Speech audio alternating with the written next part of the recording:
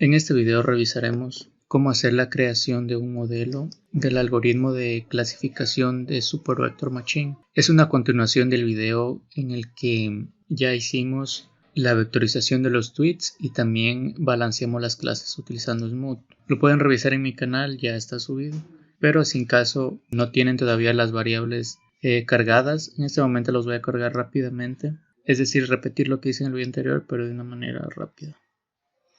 Bueno, compilamos todos los métodos para que ya estén en la memoria.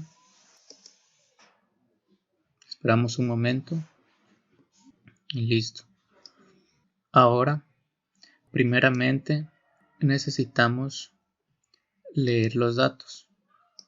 Ahí cargamos el dataset. Vemos cómo está la clasificación realizada. Aquí en las gráficas vemos que la distribución de las clases está totalmente desbalanceada. Entonces antes de balancearlas, debemos convertir los textos, o sea los tweets, a valores numéricos para que luego la computadora los pueda procesar. Esta vectorización se la hace mediante TF y DF. Primero las ajustamos y luego las transformamos. Cargamos. Recordemos que aún no está cargado el valor del tweet. Entonces también corremos esta línea. Allá tenemos la variable tweet, ya que es un parámetro que nosotros debemos enviar. Y lo cargamos. Ahí está vectorizando, listo. Y también podemos imprimir las X para ver cómo está vectorizado. Podemos ver que ahora los tweets son números decimales. También cargamos el valor de Y, que corresponde a la clase del tweet. Y lo imprimimos. Podemos ver. Ya está impreso. Ahora podemos ya aplicar el Smooth, que es el balanceo de las clases. Ahora lo hice muy rápido porque esta explicación ya está dada en mi video anterior. Sí, en mi canal pueden revisar ahí todos los videos. Ahora sí, vamos a hacer la creación del modelo de Super Vector Machine. Como ya tenemos aquí los valores con Smooth, en las variables x-sm y y-sm, son los valores de X y Y, pero ya esmuteados o ya balanceados. Así como pueden ver aquí, ya todas las clases están balanceadas. Aquí tenemos esas variables. Esas variables ahora las vamos a dividir. ¿Por qué las dividimos? Les daré una breve explicación. Supongamos que aquí tenemos nuestro dataset.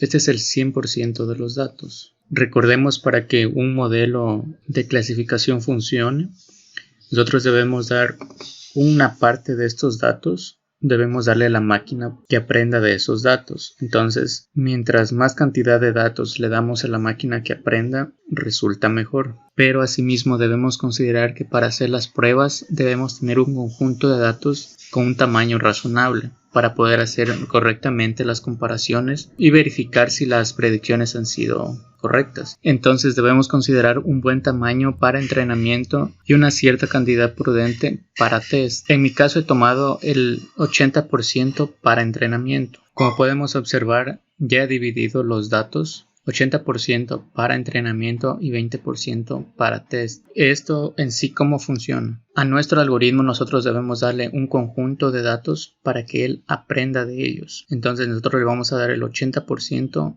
de esos tweets como entrenamiento. ¿Y cómo va a aprender? Él va a tomar el 80% de los tweets con su respectiva clasificación y va a ir encontrando patrones entre los tweets y le va asignando su clasificación correspondiente, la clasificación real. Con eso el algoritmo aprende y va a crear un modelo de acuerdo a lo que aprendió. Posteriormente, cuando nosotros querramos ya hacer una clasificación de datos que desconocemos, él va a hacer una predicción. Y esa predicción, ¿cómo validamos nosotros de que la está haciendo bien? Para eso hemos dejado el 20% de esos datos justamente para hacer ese test, porque estos datos el algoritmo no los conoce, son nuevos, pero en cambio de ese conjunto de datos nosotros sí tenemos una clasificación real. Entonces tenemos el algoritmo, le damos ese conjunto del 20% para que haga predicciones de acuerdo a los tweets. Va a hacer su predicción, listo, hace su predicción, pero nosotros tenemos al lado nuestra clasificación real. Ahora bien,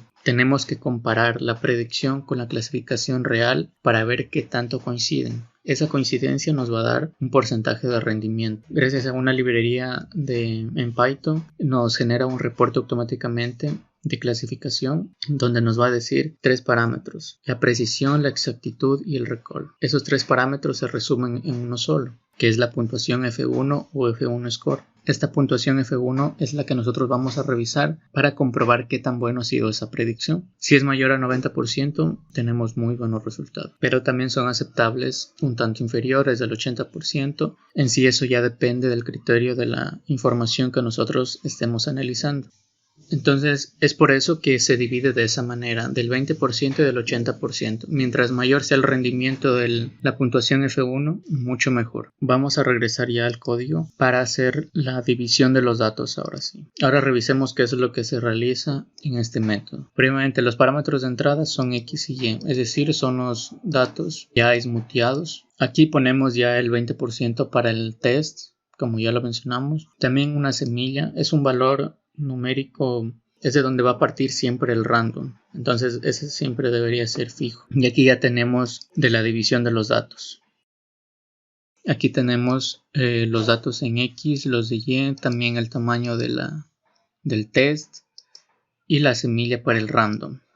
Nos va a devolver 4 variables. Podemos ver Xtrain y Ytrain, son justamente los valores que van a estar dentro de este conjunto de datos. Aquí es donde están presentes el Xtrain y el Ytrain. ¿Por qué se los pone así? Porque Xtrain vendría a ser los tweets que están dentro del entrenamiento, de este conjunto de entrenamiento. Y Ytrain vendrían a ser la clasificación real. Por eso se lo toma como entrenamiento, que es la clasificación verdadera o real. De este conjunto del 80% es de donde salen el Xtrain y Ytrain. Y el Xtest y el Ytest de igual manera salen del conjunto del 20%. Listo, entonces estos son los datos que va a devolver este método. Ahora lo vamos ya a ejecutar. Dividamos los datos y aquí ya hemos dividido. Aquí ya tenemos las 4 nuevas variables con su respectivo tamaño. Y aquí en la siguiente línea tenemos ya la creación del modelo de Supervector Machine. Revisemos el método a ver qué es lo que hace este modelo. En esta línea es donde ya crea el modelo en sí concretamente. Una vez ya terminado, imprime un mensaje donde ya indica de que el modelo ha sido creado correctamente. Regresemos ya para correrlo. Recordemos que este modelo lo vamos a utilizar posteriormente cuando ya lo apliquemos al dataset 2. Entonces este modelo es importante exportarlo. Sí, entonces vamos a ejecutar estas dos líneas. Esta va a ser para ya crear el modelo. Este modelo se guarda en esta variable y aquí la vamos a exportar con estos nombres. Revisemos también este método para ver cómo los guarda. Recibe el modelo, recibe el nombre del algoritmo y recibe el nombre del archivo. Y con joblib.dump guarda un nuevo archivo. Entonces aquí es importante también cambiar esta ruta, porque esta ruta ustedes obviamente van a tener otra. Cambiémosla a la siguiente.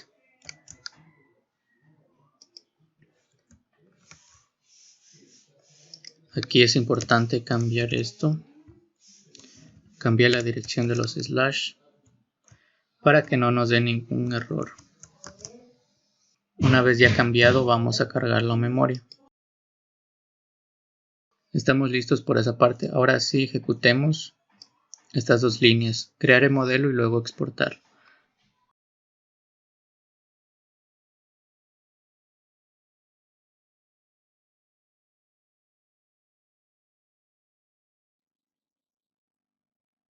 Como podemos ver, ya ha finalizado la creación del modelo.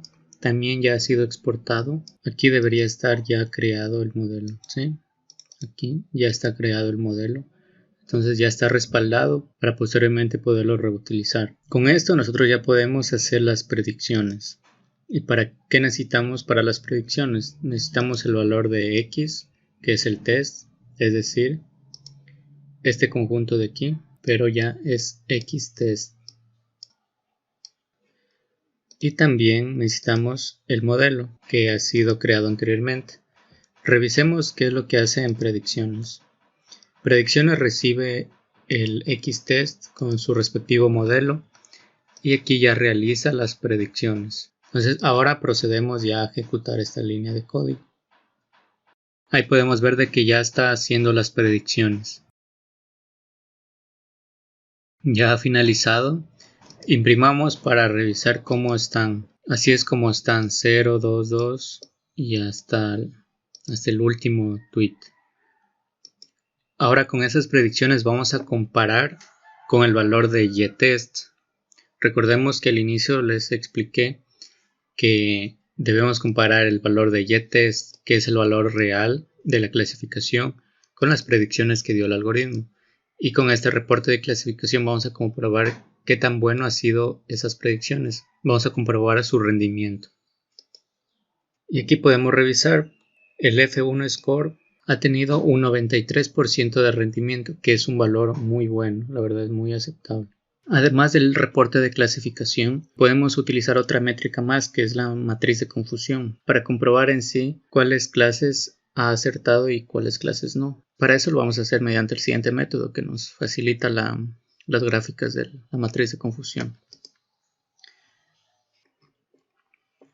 En este método tiene como entrada la variable y, que es donde están todas los y-tests, también las predicciones nuevas y un título para la gráfica.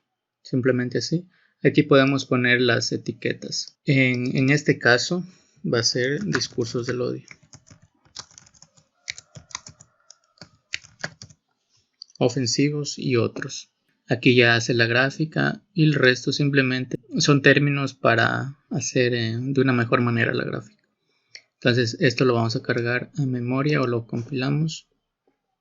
Y ahora sí, ya podemos ejecutar la línea de código de la gráfica. Para revisarla vemos en gráficos. Sí, aquí se puede ya comprobar la gráfica correctamente realizada. En esta parte tenemos todas las predicciones. Todo en el sentido horizontal son predicciones y en el sentido vertical vienen a ser los valores reales. Y cuando coinciden discursos del odio con discursos del odio, son los valores que siempre han acertado, es decir, 3.611 tweets han acertado tanto en predicciones como en valores reales. Y los que no han acertado, quiere decir de que 378 tweets en la predicción dijo que son ofensivos, pero en el valor real son discursos del odio. Y así para cada uno. Es decir, la diagonal principal es la que nos dice cuáles han sido las coincidencias tanto en predicciones como en valores reales.